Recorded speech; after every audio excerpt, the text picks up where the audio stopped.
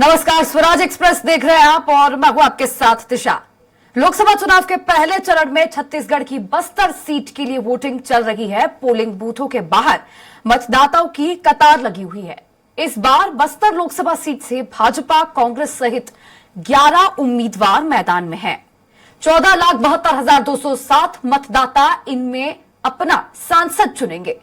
चुनाव के नतीजे 4 जून को आएंगे। पिछली बार इस सीट पर 71% वोटिंग हुई थी। मतदान के लिए 1961 पोलिंग बूथ बनाए गए हैं। इन मतदान केंद्रों में से 159 नो नेटवर्क जोन में हैं। इनमें से 90 केंद्रों में सूचना देने के लिए वॉकी टॉकी की व्यवस्था की गई है, जबकि 69 अंदरूनी मतदान केंद्रों में रनर की मदद से सूचनाएं भेजी जाएंगी। सुरक्षा व्यवस्था के लिए 80,000 जवानों की तैनाती की गई है। इनमें 35,000 जवान सेंट्रल फोर्स के हैं।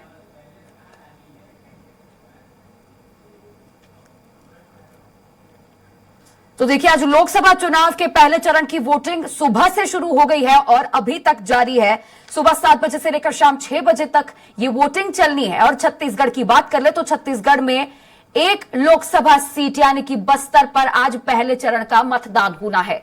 छत्तीसगढ़ में 11 लोकसभा सीटें हैं और इन 11 लोकसभा सीटों में से एक सीट बस्तर पर आज वोट पड़ने हैं।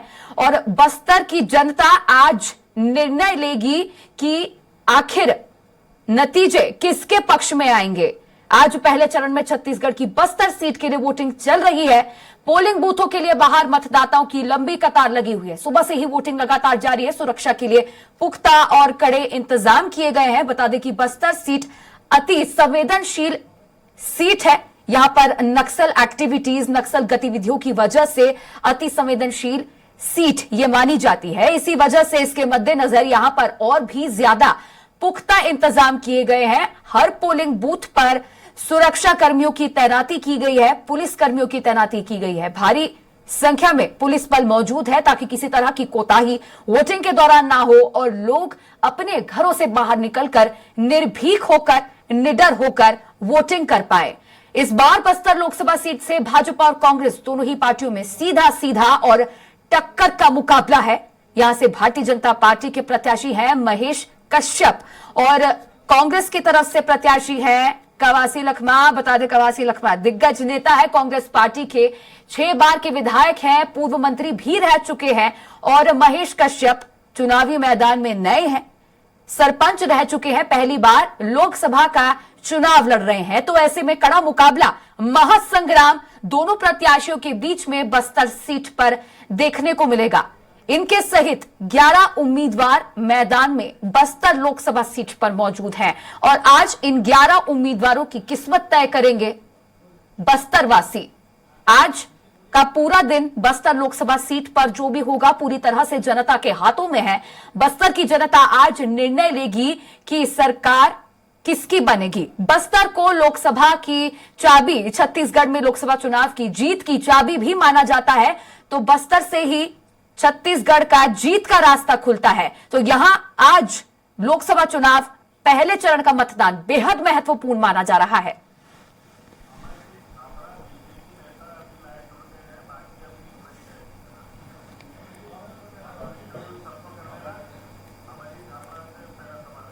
चलिए ठीक है, अब इसी पर और भी ज्यादा चर्चा करने के लिए मेरे साथ एक स्पेशल खास पैनल मौजूद है।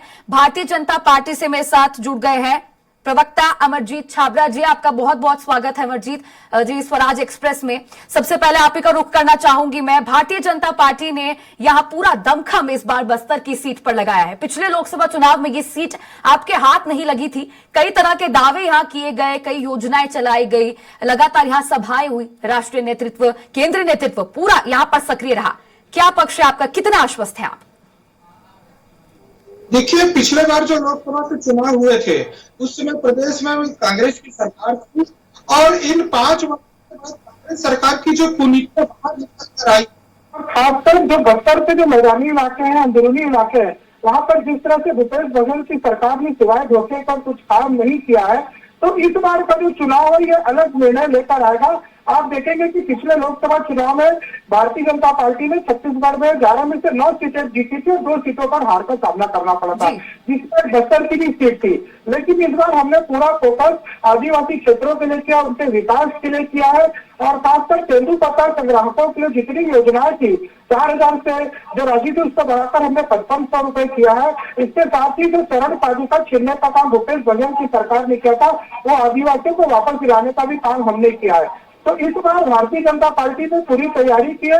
हमारी 3 महीने की सरकार जिसमें लगातार हमने जनता के विकास का काम किया है, चाहे मातारी वंदन योजना की बात करें, चाहे किसानों के बोनस की बात करें, चाहे प्रधानमंत्री आवास की बात करें, तो लगभग हमने 80% से भी ज्यादा वादे जो हमने घोषणा पत्र में किए थे उसे पूरा कर लिया है। तो देश में नरेंद्र मोदी जी की सरकार है और प्रदेश में विष्णुदेव साय जी की सरकार है। ये डबल इंजन की सरकार इस बार निर्णय बदल देगी और इस बार हम 11 की 11 सीटें जीतने वाले हैं।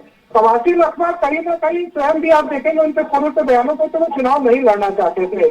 उनका पूर्व का एक बयान आया था कि मैं तो चुनाव लड़ना नहीं चाहता था, मुझे तो टिकट दिया, दीपक बैस को टिकट देना चाहिए था। और कांग्रेस भी इस चीज को समझ रही है कि दीपक बैस की टिकट काटकर कवासी लखमा को देना मतलब दीपक बैस ने कहीं पे काम नहीं किया है। और ये इनका आंदोलनी संगठन की लड़ाई है तो बाहर निकल कर भी आई है। भारतीय जनता पार्टी एकजुट है, पूरी एकजुटता से चुनाव लड़ रही है। ठीक है अमरजीत जी, तो सवाल का जवाब यहाँ मुझे मिलता नजर आ गया है कि पूरी तरह से आप लोग आश्वस्त हैं, तरह तरह की योजनाएं जो चलाई है आपके हिसाब से आप लोगों ने धरातल पर पूरी तरह से उतारती हैं। अब अजय जी, आप कांग्रेस पार्टी के प्रवक्ता हैं, आपका भी बहुत बहुत स्वागत है स्वराज एक्सप्रेस में। सबसे पहले तो मैं आपसे चुनावी चर्चा की शुरुआत करती, लेकिन उससे पहले एक सवाल मेरा आपसे ये है, आपको ठीक लोकसभा चुनाव शुरू होने से पहले 12 घंटे ठीक पहले एक बड़ा झटका लगाया आपसे, पूर्व विधायक शिशुपाल सोरी जो है भारतीय जनता पार्टी में शामिल हो गए हैं। इस पर आप क्या कहना चाहेंगे? ये प्रतिक्रिया मैं आपसे लेना चाहूंगी पहले तो। देखिए, महत्वपूर्ण यह है कि कहीं भारतीय जनता पार्टी घबराई हुई है, डरी हुई है। ईडी आईटी सीबीआई के दम पे हमारे नेताओं पे प्रेशर पॉलिटिक्स करके आप सत्ता और धन का दुरुपयोग करके लालच देंगे, दुष्प्रयास कर रहे हैं। भैया मिशन 400 की बात कर रहे हैं, 370 की, अगर आप जीतने के लिए आश्वस्त है तो आखिर क्यों कांग्रेस के नेताओं को, विपक्ष नेताओं को प्रेशर करके भारतीय जनता पार्टी में शामिल करने की बात आ रही? आज मोदी जी बात कहा करते थे कांग्रेस मुक्त भारत को विश्व एक सपना रहेगा। भारतीय जनता पार्टी पूरी तरह से कांग्रेस से तोड़ चुकी है, जिसका नतीजा है कि कई भारतीय जनता पार्टी के नेता जो लगातार झंडा उठाते रहे, भाजपा जिंदाबाद के नारे लगाते रहे, उसमें गुटबाजी अंतर्गत करें। ठीक है, महत्वपूर्ण विषय के मुद्दे पे आ जाओ। आज जो आपके लोकप्रिय चैनल पर बना रहे थे, जिससे लोकप्रिय दर्शकों को मेरे लोकतंत्र के महापुरुष में निवेदन है कि ज्यादा मतदान करें, देश के लोकतंत्र की, देश के संविधान की सुरक्षा का जो बड़े चिन्ह है। आज उनके सांसद की बात को अलग फेंकने और झूठी महिला ये स्पष्ट रूप से कह रहे हैं भैया हम 400 सीट लाएंगे और देश के संविधान को बदल देंगे। तो कहीं कि चुनाव देश का आम चुनाव नहीं है, देश के संविधान की रक्षा का चुनाव, देश के लोकतंत्र की रक्षा का चुनाव, देश की गणतंत्र की रक्षा का चुनाव। तीन मेरा निवेदन है कि अपनी इस पवित्र यज्ञ में अपनी आहुति जरूर दें और आने वाले 5 सालों में भारत देश की दिशा और दशा को निर्धारित करने में नहीं करने में। देखिए महत्वपूर्ण विषय अधिकतर जो हमारे नेता है अजय जी आपका कहना है कि प्रेशर पॉलिटिक्स के चलते भारतीय जनता पार्टी ये दबाव बनाने की कोशिश कर रही है, लेकिन जो शिशुपाल जी का कहना है कि उनकी भावनाएं आहत करी है आपकी पार्टी ने, उन्हें टिकट नहीं दिया गया और इसकी वजह से नाराज होकर वो पार्टी से गए हैं। जो हमारा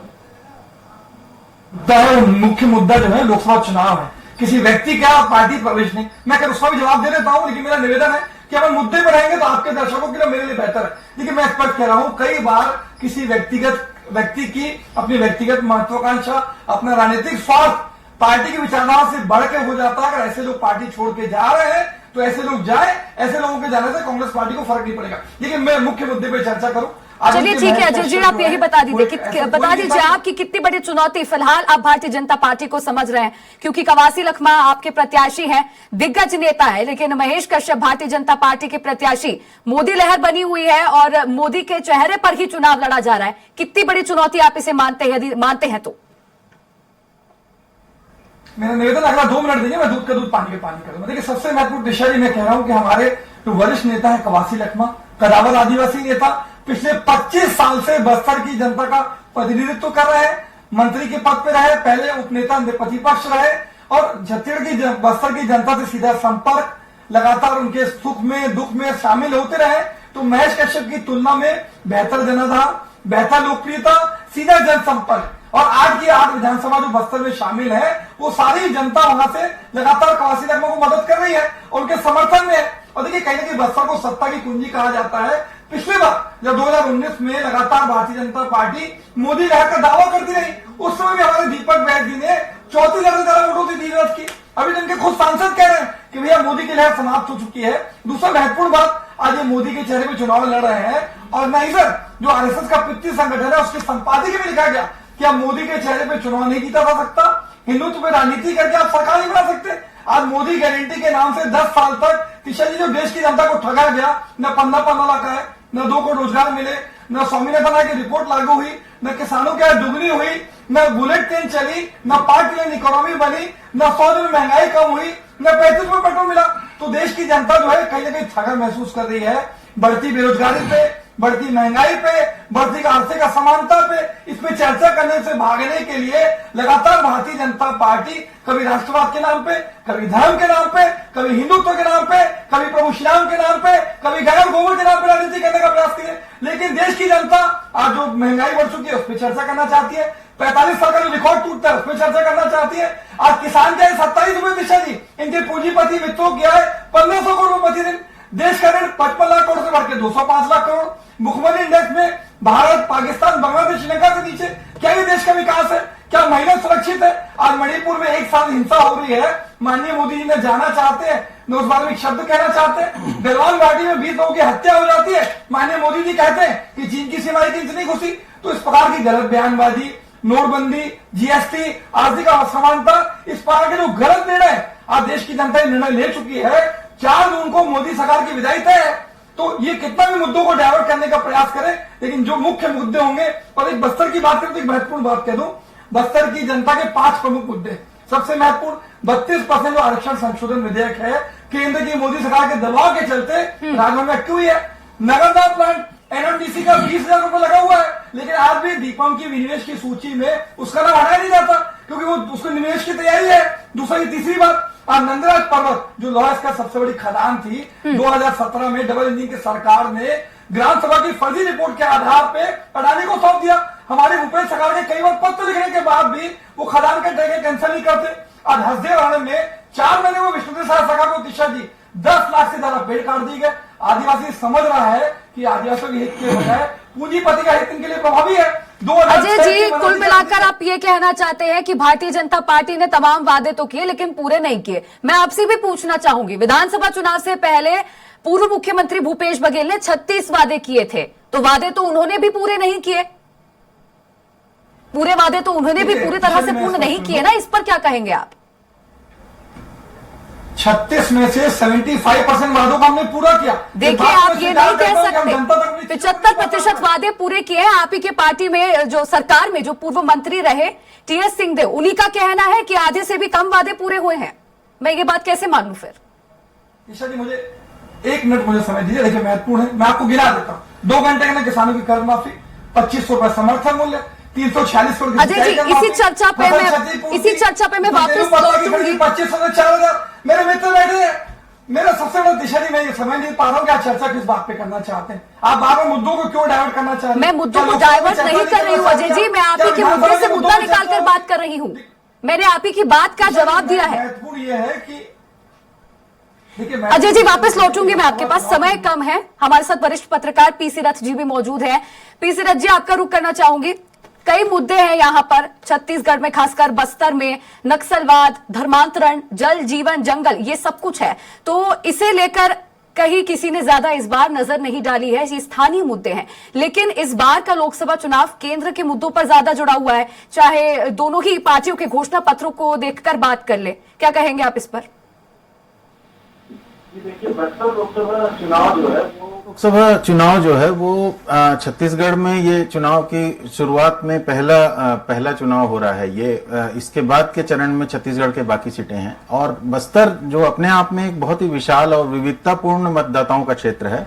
आदिवासी मतदाताओं की बहुलता के साथ साथ वहां पर जो बॉर्डर का एरिया है, यानी 3 तरफ से अलग अलग राज्यों से जुड़ा हुआ है। एक तरफ पश्चिम में वो महाराष्ट्र से जुड़ा हुआ है और दक्षिण में वो तेलंगाना और आंध्र प्रदेश से जुड़ा है और पूर्व दिशा में वो उड़ीसा से जुड़ा है। यानी इन तटीय इन सभी सीमावर्ती इलाकों की भाषाई विविधता, रहन सहन की विविधता, इन सबसे वो प्रभावित होते हैं मतदाता। इसीलिए राजनीतिक दल कोशिश करते हैं कि इन इलाकों में ऐसे भाषाई नेताओं को लाया जाए जो ऐसे मतदाताओं को प्रभावित करें। जी। अब बस्तर में माओवाद बहुत बड़ा मुद्दा रहा है। माओवाद को लेकर के अभी अभी सरकार को, फोर्स को एक बड़ी सफलता मिली है कांकेर जिले में, जो बस्तर से लगा हुआ है, बस्तर लोकसभा से लगा हुआ है। तो इसमें ये सारे मुद्दे अक्सर चर्चा में रहते हैं। बस ये मुद्दे चर्चा में नहीं रहते हैं जो प्रचुर वन संपदा है, जो खनिज संसाधन है, उसके दोहन से लगी हुई कंपनियां कौन है, उन कंपनियों से किन राजनीतिक दलों के रिश्ते हैं और उन नेताओं से रिश्ते जो है वो कैसे हैं, जिसके कारण इन कंपनियों को ये मिलते हैं दोहन के ठेके, और जिससे पर्यावरण प्रदूषित होता है। और पहले एनएमडीसी सरकारी क्षेत्र की जो कंपनी है वो अकेली लौह अयस्क का दोहन करती थी। उसके बाद ये सब हुआ कि टाटा, अडानी, अंबानी और ये जो निको, बजरंग एलॉय, जिंदल, ये सारी कंपनियों को दिए जाने लगे ठेके, और जिसके कारण धीरे धीरे बस्तर का वातावरण जो है इस तरह से विषाक्त होता गया। इस तरह से पर्यावरण प्रदूषण बढ़ा, नक्सल घटनाएं बढ़ी और जन संसाधनों को जो स्थानीय संसाधन है उसका लाभ लोगों को नहीं मिलने के कारण ये उपद्रव की स्थितियां पैदा होने लगी हैं। तो अभी के चुनाव में ये सब मुद्दे हैं। जैसा कि हमारे साथी कह रहे थे, नगरनार स्टील प्लांट को पूरी बस्तर की जनता हसरत भरी निगाहों से देख रही थी कि यहाँ प्रोडक्शन होगा तो भिलाई की तरह यहाँ पर भी विकास होगा। तो वो चीज होता दिखाई नहीं दे रहा है, जबकि वो सार्वजनिक क्षेत्र की कंपनी एनएमडीसी के हाथ में है। लेकिन लगातार आशंकाएं हैं कि वो अडानी जी को दिया जा सकता है, क्योंकि विनिवेश की सूची में है करके। इसको लेकर केंद्र सरकार क्लियर नहीं कर रही। तो बस्तर के मतदाताओं के सामने ये सबसे बड़ी चुनौती है। और साथ साथ जो आपने कहा कि धर्मांतरण का मुद्दा, वो बस्तर में उठाया जरूर जाता है, उस तरह से वो प्रभावी मुद्दे के रूप में नजर नहीं आता है।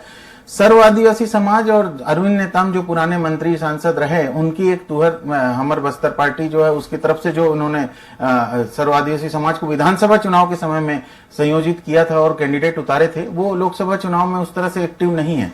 तो इससे ये भी समझ में आ रहा है कि मुख्य मुकाबला भाजपा और कांग्रेस के बीच ही है। और जो ये मतदाताओं को लगातार प्रभावित करने की अपनी अपनी कोशिशों में राष्ट्रीय नेताओं को ला रहे हैं, उनकी सभाएं हुई हैं लगातार। अब देखना यह है कि विधानसभा चुनाव में भी प्रधानमंत्री मोदी, अमित शाह और राजनाथ सिंह की सभाएं हुई थी, और इस बार भी हुई हैं उनकी सभाएं, राहुल गांधी की सभा भी हुई है। तो ये देखना दिलचस्प होगा कि अंततः आज वोट किस हिसाब से पड़ते हैं और मतदाता किसे पसंद करते हैं और किसको जो है 4 जून को आने वाले रिजल्ट में जीत हासिल होती है। जी बिल्कुल पीसी रथ जी।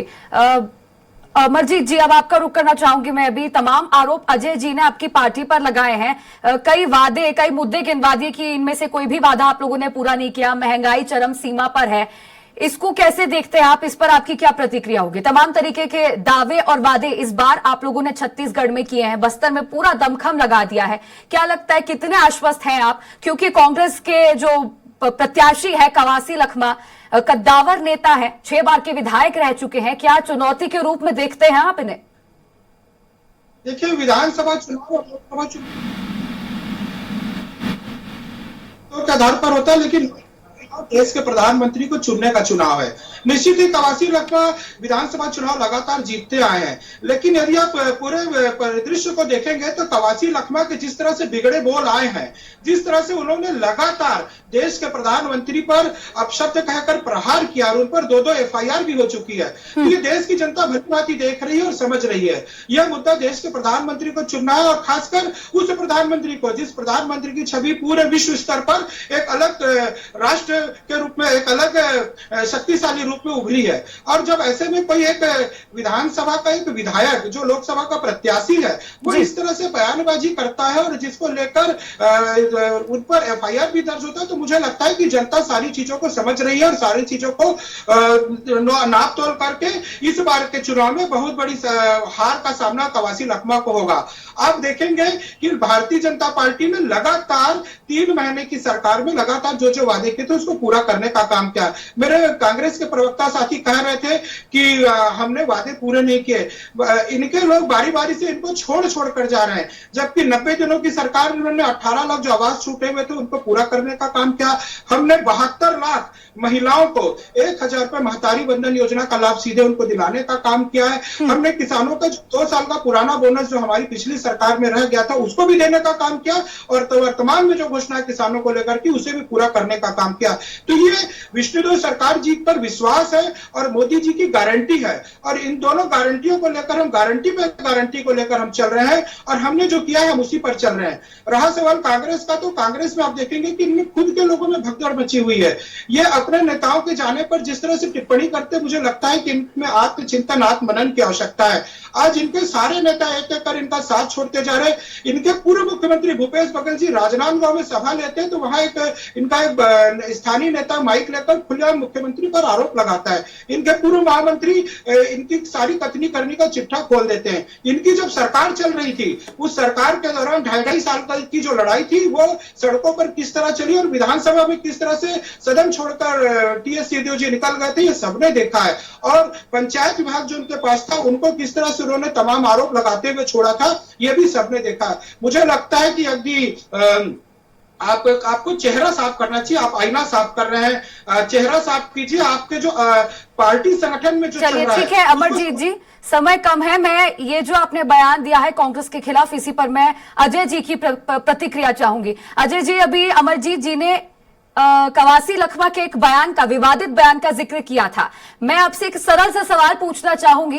कल को चुनावी परिणाम जो भी हो हम नहीं जानते, लेकिन यदि बस्तर लोकसभा सीट इस बार आपके हाथों से चली जाती है तो क्या आप ये मानने को या एक्सेप्ट करने को तैयार होंगे कि जिस तरह से विवादित बयानबाजी हुई यहाँ पे, डॉक्टर चरणदास महंत ने जो विवादित बयानबाजी की, उसके बाद कवासी लखमा ने, कहीं ना कहीं यही सब चीजें जिनसे आपको दूर रहना चाहिए था, ये जिम्मेदार बनी है इसकी? महत्वपूर्ण ये है कि भारतीय जनता की टोल आर्मी, इनकी आईटी सेल, आज मोदी जी के बयान की कौन बात, आज मोदी जी के बयान की कौन बात करेगा? 50 करोड़ की गर्लफ्रेंड किसने हमारे सांसद की पत्नी को कहा? किसने हमारे सांसद को सुपनखा कहा? कौन सिटिंग है जो सीएम है उसको मायावी राक्षस कहते हैं? कौन ये मोदी जी है जो विदेश में जाके कहते हैं भारत में जन्म लेना पाप है? ये जो विवादास्पद बयान देने का चरित्र है ये भारतीय जनता पार्टी का है। ताजा उदाहरण अनंत हेगड़े ज्योतिर्मयिका कहते हैं भैया हम सरकार बनाएंगे 400 सीट से ज्यादा की तो देश के संविधान को बदल देंगे। क्या ये सही बयान है? मुझे बता दीजिए। लेकिन महत्वपूर्ण देखिए, आपने घोषणा पत्र की बात की, मैं मुद्दों पे बात करना ज्यादा पसंद करूंगा। जी बिल्कुल कीजिए, आप मुद्दों पर ही बात कीजिए। पहले जी देखिए, महत्वपूर्ण यह है कि हमारा घोषणा पत्र, हमने पहले भारत जोड़ो यात्रा की, उसमें 4000 किलोमीटर से ज्यादा। वर्तमान में भारत जोड़ो नया यात्रा मणिपुर से मुंबई तक कुल मिला के 10,000 किलोमीटर की यात्रा की, विभिन्न राज्यों के बीच जाके, विभिन्न वर्ग के व्यक्तियों के बीच जाके, विभिन्न समाज के व्यक्तियों के बीच जाके, उनकी जरूरतों के अनुसार, उनकी मांग के अनुसार, उनकी सोच के अनुसार में घोषणा पत्र बनाया। हमने 5 गारंटी, 5 नए और 25 गारंटी की बात की। आज ये 30 मार्च को इनकी घोषणा पत्र समिति बनती है। 13 दिन के अंदर आनंद फानंद में घोषणा पत्र बना देते हैं। न महिला न्याय की बात है, न युवा न्याय की बात है, न गरीब की, न आदिवासी की। ये किसी के न्याय की बात नहीं करते, ये सिर्फ पूंजीपति व्यक्तियों की बात करते हैं। हमने 5 न्याय की बात की। नारी न्याय की बात करूं तो 1 लाख रुपए महीना, आज उनको 50% नौकरी में आरक्षण। युवा न्याय की बात करूं तो हमने उनको 30 लाख सरकारी नौकरी की बात की। किसान न्याय की बात करूं, आज किसान सड़कों पे, ये कानूनी गारंटी देने के तैयार है। हमने एमएसपी गारंटी की बात की, हमने किसानों की कर्ज माफी की बात की। मजदूर की बात करूं, मनरेगा जिसके लिए मोदी जी कहा करते थे असफलता के स्मारक है, हमने 200 से बढ़ा के 400 किया। आज भागीदारी न्याय, शोषित और वंचित वर्ग को अधिकार देने का प्रयास लगातार कांग्रेस पार्टी करती है। राजभवन में आज भी आरक्षण संशोधन में लटका हुआ है। हम जातिगत जनगणना कराएंगे, शोषित और वंचित वर्ग को उनका अधिकार देंगे, जिसकी जितनी आबादी है उसकी उतनी भागीदारी। तो कहीं ना कहीं हर वर्ग के न्याय की बात की है। ठीक है अजय जी, मैं समझ चुकी हूं, आपने अपना पक्ष रख लिया है। फिलहाल समय कम है, मैं एक आखिरी सवाल लेना चाहूंगी पीसी रथ जी आपसे। आप चूंकि वरिष्ठ पत्रकार है, बस्तर को जरूर आपने बहुत करीब से देखा होगा, यहाँ पे विकास देखा होगा, तो बद से बदतर स्थिति भी जरूर देखी होगी। तो इस सब के बावजूद इस बार क्या लग रहा है, जनता का मूड क्या है, किसके पक्ष में जनता ज्यादा नजर आ रही है, हवा का रुख किस तरफ है? जी देखिए, बस्तर बहुत ही, जैसा कि मैंने पहले कहा था, विविधतापूर्ण मतदाताओं से भरा हुआ है। और वहां पर जो कवासी लखमा जिस इलाके का प्रतिनिधित्व विधानसभा में करते आए हैं लगातार, कोंटा विधानसभा, वहां पर जो परिस्थितियां हैं वो बस्तर के उत्तरी इलाके में केशकाल और कोंडागांव में बिल्कुल अलग हैं। तो यहाँ पर मिलीजुली स्थिति दिख रही है, कहीं पर भी किसी राजनीतिक दल का अपना विशेष तौर पर पहल नहीं दिख रहा है उस तरह से कि वो 20 हो और कोई दूसरा 18 हो, ऐसी स्थिति नहीं है। जो मीडिया और दूसरे सरकार में डबल इंजन की सरकार का फायदा भाजपा को जो मिल रहा है वो अलग है अपनी जगह पे, लेकिन प्रत्याशियों के स्तर पर देखा जाए तो कवासी लखमा ज्यादा वजनी प्रत्याशी हैं महेश बघेल की तुलना में, और भाजपा के प्रत्याशी को एक तरह से पहचान का संकट है। वो सिर्फ मोदी जी के चेहरे और कमल के निशान के दम पर अपनी भागीदारी कर रहे हैं। उनकी जो है पहुंच कहां तक होगी ये रिजल्ट तो बताएंगे, लेकिन कवासी लखमा एक सुपरिचित नाम है और अपने किसी भी तरह के वक्तव्य हो, अपनी तेज तर्रार छवि हो, और लगातार विधानसभा में पहले भी वो सक्रिय रहे हैं और सबसे सक्रिय विधायक का कई बार उनको पुरस्कार भी मिल चुका है। तो इन सब कारणों से वो अपने व्यक्तित्व की वजह से जाने पहचाने चेहरे हैं। जी बिल्कुल। पीसी रथ जी, अब समय का अभाव है, इसी के चलते ये चर्चा मैं यही समाप्त करना चाहूंगी। अब तीनों मेहमानों का स्वराज एक्सप्रेस में जुड़ने के लिए और ये तमाम चर्चा मेरे साथ करने के लिए बहुत बहुत शुक्रिया। तो फिलहाल इस खास पेशकश में इतना ही। आप बने रहिए स्वराज एक्सप्रेस के साथ, ताजा से ताजा अपडेट आप तक पहुंचते रहेंगे। शुक्रिया, नमस्कार।